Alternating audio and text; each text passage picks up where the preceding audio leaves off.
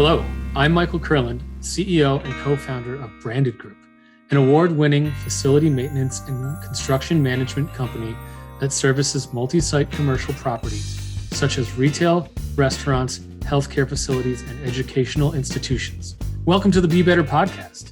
Each week, I interview thought leaders from a variety of industries who will share their stories and the lessons they learn as they strive to be better for their clients, partners, employees, and their community.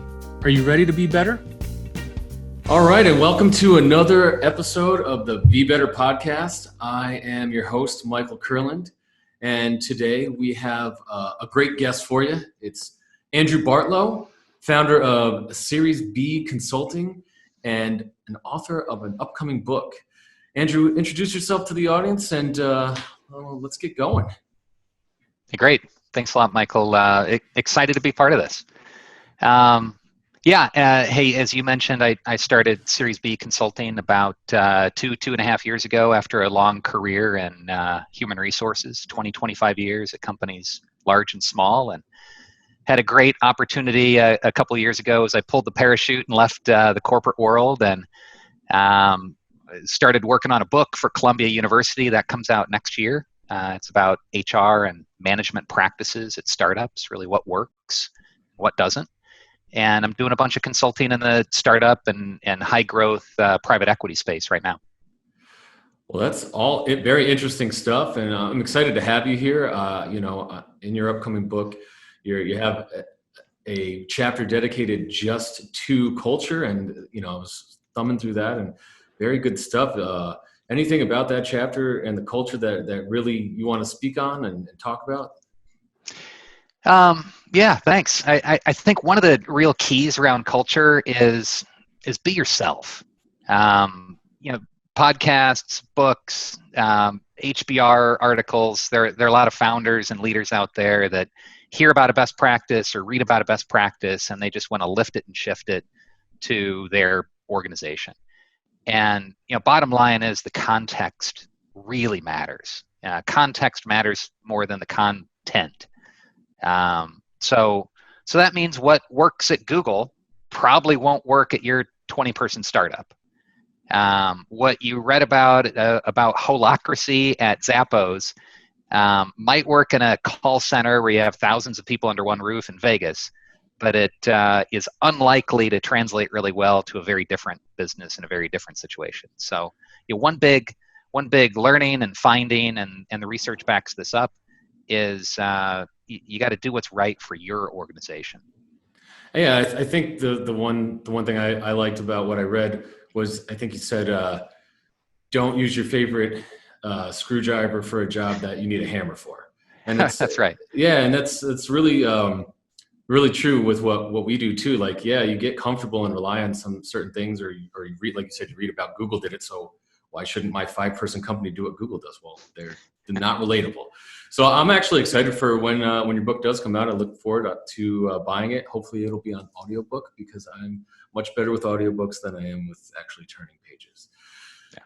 So let's jump right in. What do you do and why do you do it? You kind of covered that, but is there anything else you want to tell the audience? Yeah, what do I do? I think I covered that, but why do I do it? Without a life history there, I found that the human resources field was a way for me to have a bigger impact earlier in my career than following just a business leadership track. I grew up in a small town in central Illinois, and the labor management relations between Caterpillar and the United Auto Workers were on the front page of the Peoria Journal-Star every day for 3 years. And so you heard about the negotiations, you saw the impact that it had on families, you saw the signs in people's yards, and parents would be on the picket line.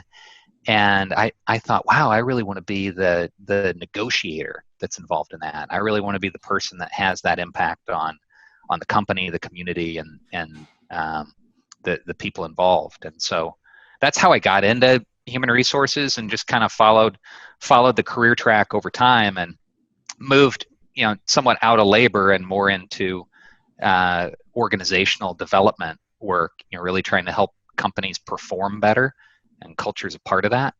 But that's how I got into it. I wanted to have an impact, and human resources sometimes gets kind of a bad name of the paper pushers or the payroll providers or the benefit gurus, and I have found that this is the best way for me to help managers and leaders be better.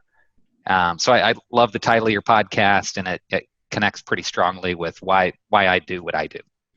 Well, thanks. Yeah, we really try and bring a different thoughts on being better with different people every week. And like I said, happy to have you here. And no one really says when they grow up they want to be a negotiator or an HR person. So that's interesting to me. And I can tell you from my point of view, we hired our director of human resources about 4 years ago, and she is one of the most imperative cogs in Branded Group, not only to the company but also to the culture.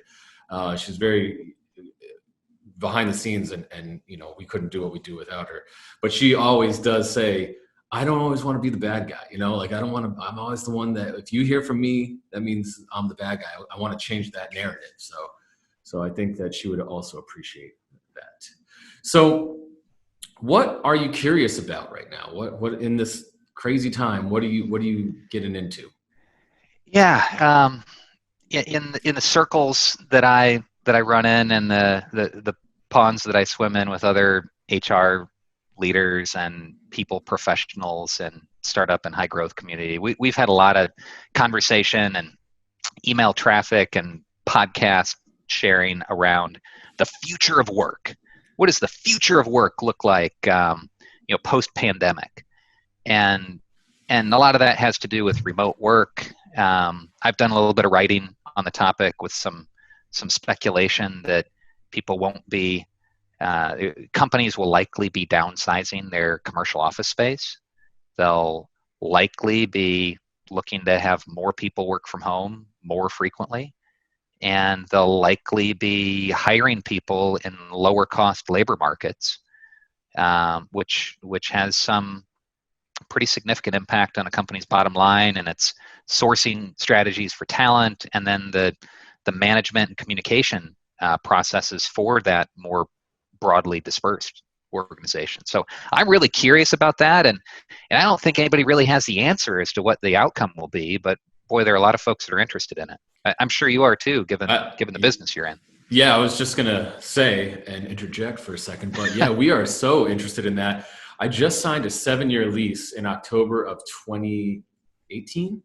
Wow. And I'm kicking myself for that. I'm like, we don't need this space anymore. We went work from home on March, I want to say it was like the 15th or whatever that, Friday was. And that Monday morning, the entire team was work from home. And, we've been doing this for about, I guess, three months now. And we don't need an office space anymore. And then that leads me to believe, like, what is going to happen with all this commercial space out here? How are we going to repurpose it? Because it's a good portion of the United States real estate portfolio. So where does that go?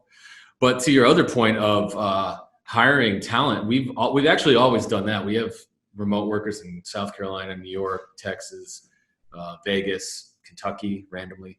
And, we don't mind that as long as you can do your job and you don't have to be micromanaged. But it is a challenge for the managers because we do make our managers work for the most part out of our California office. So we just have to build that trust through communication, right? And be able to get to that point.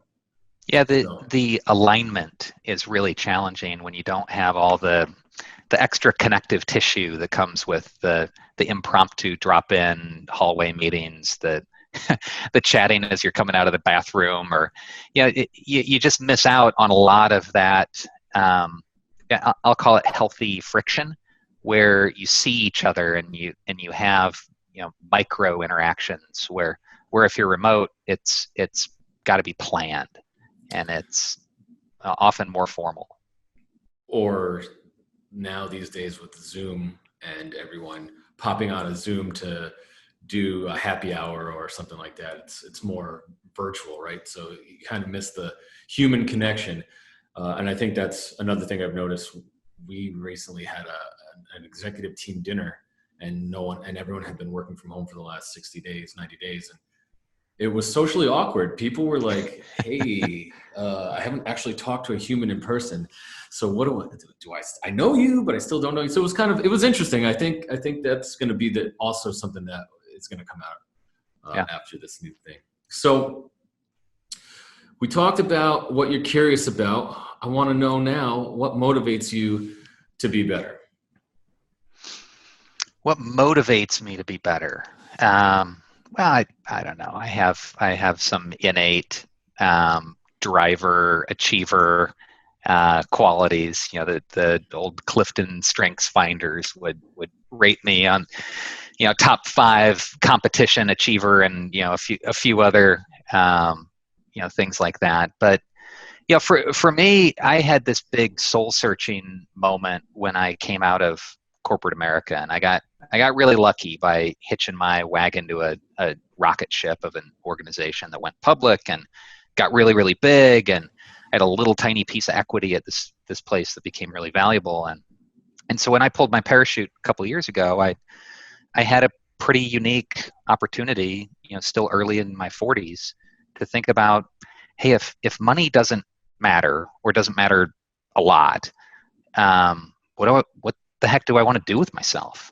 And so, I really, after being a pretty terrible stay-at-home dad and watching way too many Game of Thrones episodes, I stepped back and thought about, like, wow, I think I can contribute. I get a lot of personal satisfaction of being useful, just being useful. So that's where the writing project came in. I think I can touch more people that way, and it helps me organize my thoughts. It was always a bucket list sort of thing. The consulting lets me pick the work that I do and who I do it with, and instead of being on one company or one individual's payroll. So what motivates me is being useful and helping others be better. I really like that tagline. There's a book that I've connected pretty strongly with. There's this startup community that I'm a part of the board of, called Startup Experts, and there's a book that I guess it was written back in the mid 2000s. It's called The Go Giver, and it really talks about measuring your value based off of the value that you deliver to others, and it comes back to you in a magnified way. And I love that. I love that idea. So that's what motivates me to be better, is for me to feel useful. I like it. And talking about Clifton Strength Finders, we make every employee that starts at Branded Group take that within their first week. It's kind of their like onboarding thing. And I too took it. I cannot remember what my top 5 were at this point, but I'm motivated now to go back and take a look. And then, we talked a little bit off air before, and I was reading through some of the notes, and you had actually put the Go Giver in the notes. And I went and just got on audiobooks right before our chat right now and downloaded it, because I'm always curious to see what other people are reading. And, I didn't know I don't even know what it's about until you just gave me that synopsis. So you motivated me to do that. And I do like the idea you get what you put out to the universe, So yeah.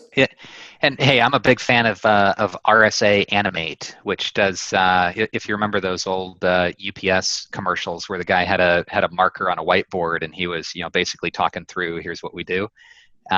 There's a video that will give you the synopsis of the Go Giver, and a bunch of other stuff that I really love, like Daniel Pink Drive, and other stuff where it's animated and art, and you can get the whole book in 4 minutes, and you get that sort of animated view to it as well. So that's kind of my favorite version of Cliff Notes.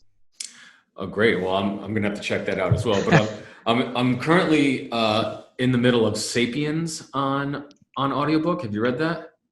It is up there somewhere. It's fascinating. So, but I'm about 3 hours into the 15-hour audiobook, which was a big undertaking for myself. That's for a guy that has ADD and doesn't take any medication for it. 15 hours is a big commitment. So I'll I'll be listening to the Go Giver after I get through the next 12 hours.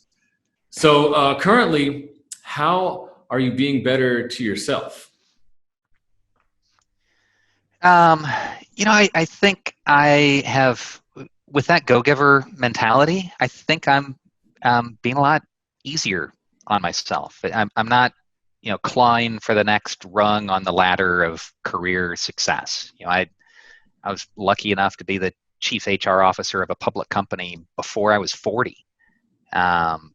Fortune 500 level company, and when you step off that track and you reassess like I did, that gave me a lot of perspective. And so I'm being better to myself by giving myself the space to do some of these passion projects and to work on some things that aren't necessarily compensated. And I took an executive coaching certification, which I really loved, and doing a bunch of pro bono consulting for CEOs and founders and HR leaders. I'm participating in a number of different community groups, like Startup Experts is one, People Tech Partners is another, where we're just helping each other. And I really love that. And I really love walking out my front door and taking my 5-year-old or my 7-year-old for a bike ride in the middle of the day and not really worrying about who I'm answering to, or being able to manage your own schedule is really nice. I can concur. I have been working from home for the last 90 days, and that's the beauty is, I'll grab my fiance and say, you want to go to a bike ride down to the beach? Sure. Okay, let's take a 45-minute break. I mean, we're allowed that anyway, right? If she's doing her work. So it's nice to have that just cutout ability and to manage your own schedule how you see fit. And I think that's also something that's going to happen with the new normal, just from the remote working and all those things. And I love what you just said about not putting so much pressure on yourself, because when we first started this work from home, I got super aggressive, and I was like, I'm going to lose 20 pounds. I'm not going to drink at all during the week. I'm going to learn Spanish. I'm going to learn the guitar. And then, all that stuff was just a lot all at once. And I'm still, on the weight loss or whatever, and the, other things. But the Spanish is the one I really stuck to very closely. And this past week I've been traveling, and I haven't looked at it once. And normally I'd be like, oh, come on, Michael, get together, get on that Spanish. You're wasting time. And I'm like, I got all the time in the world. This is not something I need to beat myself up about. So I think that's definitely being better to yourself. And I can appreciate that. So we'll jump right to the next question. How are you being better professionally in these times? Well, I think that ties back to this sort of go-giver mindset and offering time and expertise and advice. And hey, maybe a couple of my laps around the track in the school of hard knocks is useful to somebody else. And so that's where I'm just after this call, I'm hosting a webinar with, it's somewhere between 20 and 30 chief HR officers that are in the portfolio of a private equity company that I work with. And we're talking about crisis management. And so they're all over the map. They're, from cinemas to behavioral health to, all sorts of different businesses that are part of this. And they're all dealing with the pandemic, and they're all dealing with this, big civil unrest and racial inequity, these issues that have impacted our environment and our workers, and everybody, is dealing with somewhat of a different scenario around that. So anyway, I'm doing my best to just share information and insight and create some venues. And I've seen a decent amount of stuff over a bunch of different companies over 20-25 years. And if I can be useful, if I can be helpful and generating, conversation with folks, then that's how I try to be better professionally. Yeah, like you said, in these times, crisis management. I did a webinar yesterday, and that was one of the questions that came up. What, how do you prepare for something like this, and what would you do differently? I mean, I think it's just being prepared. So anyway, my 2 cents on that. But you mentioned 25 years of doing HR. I'd love to get you off the record and hear some of those wild stories, because I'm sure there are quite a few of them out there.